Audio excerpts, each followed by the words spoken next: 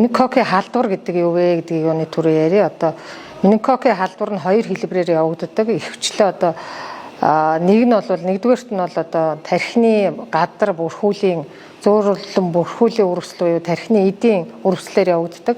За хоёр дахь нь бол одоо манад ирээд нас барсан тохиолдол буюу цусан үжил хэлбэрээр явагддаг.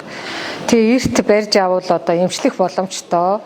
Хожуу ингээд тохиолдолд эмнэлэг таандахад одоо хүндрэх эрсдэл өндөрлөлтөө тохиолдлын ер нь бараг 80-90% нас баралтаар төгсдөг юм хоруу чанар өндөртөө нянгаар үүсгэгддэг өвчин байгаа. За бас хоёр дахь вирусын менингит гэж байгаа. Тэр нь арай аажуу явцтай. За манай тохиолдод байгаа нь менингококк буюу ийм нянгаар үүсгэгдсэн халдвар одоо бүртгэгдээд байна. Аймгийн хэмжээнд нэг нууц үеийн хугацаанд одоо хоёр тохиолдол гарч ийна гэдэг чи одоо дэгдэлтийн хэлбэртэй дэглэлт дэгдсэн гэсэн үг манад бол.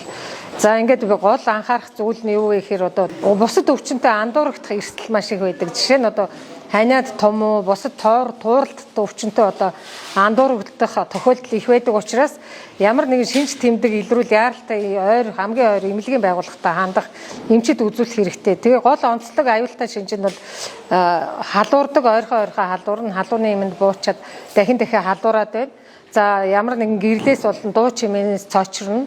За дээрэс нь одоо цагаан халууралт гэж байдаг гол онцлог халуур нь гар хөл одоо хүүтэн одоо нүүрэн цонхис цайсан юм хорлогын шинжтэй ням бол маш ихээр одоо цусан тоорыг ялгаруулж байгаа учраас тийм цагаан халууралт байдаг. Бусад одоо өвчнөө үед ихэвчлэн менчиж хүрэнтэй гар хөл нь халаад халуун шатаад халуурдаг бол энэ менингококк халдварын үед цонхий цайж халуурдаг нь их онцлог шүү.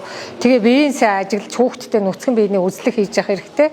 Ямар нэгэн тууралт илрэх тууралтын дарахад бол арилахгүй байх.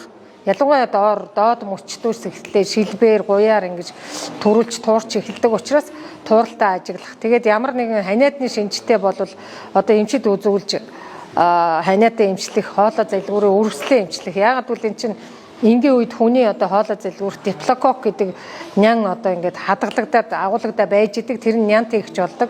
Тэрэнд дархлаа султаа хүүхдэд одоо том дусал буюу одоо сүсээр үсцсэн гадаргуугаар одоо ахуй хавьтлаар ингээд халдснаас болоод одоо дархлаа султаа бага насны хүүхдүүдэд ялангуяа хамгийн хүнд өвчлөдөг хүндрэх эрсдэл ихтэй нас баралт өндөртэй ийм өвчин учраас одоо хамгийн гол урсан сэргийлэлт бол ерөөсөө хүүхдтэй тавих хараа хяналтаа сайжруулах эцэг эхчүүд онцгой анхаарахтай. Хүүхдээ онцгой анхаарч хэрүү одоо ямар нэгэн ханиад томоотой төстэй шинж илрүүл эмчид үзүүлж эмчийн зөвлөгөө авах, хоолойгийн ангаалгаа шалгадаг тий сургуулийн эмчнэр, өрхийн эмчнэр нь хоолой залгуурын үзлэг хийх. Тэгээ хамгийн гол нь хоолойгоо зайлах, гаднаас орж ирээ зайлдаг, гараад өглөө явахдаа зайлдаг тий. Тэгээ анги танхимдаа гэр орондоо агаар оруулах. Одоо завсралгаанаар ангиа сайхан суллаад хаалга цонхын нэвт агаар салхи оруулах. Яагаад гэвэл энэ 3 дугаар сар бол ерөөсөө энэ менингококк халдвар дэгддэг юм эрсдлийн улирал. Тэгээ хүний дархлаа тамир сулддаг бас тий хүүхдийн одоо 0-5 насны хүүхдийн дархлаа сул байдаг эдгээртэй холбоотой юм хоруу чанартай нас баралт өндөртөө хүнд явагддаг өвчин учраас та бүхэн энийг сэргийлж болно, эрт барьж авах боломжтой. Эрт барьж авал эмчлэх боломжтой. Эдгэрэл маш удаа явцтай ямар нэгэн үйлдэлцүүлдээдэг саас аажилт одоо тахир дутуу болох.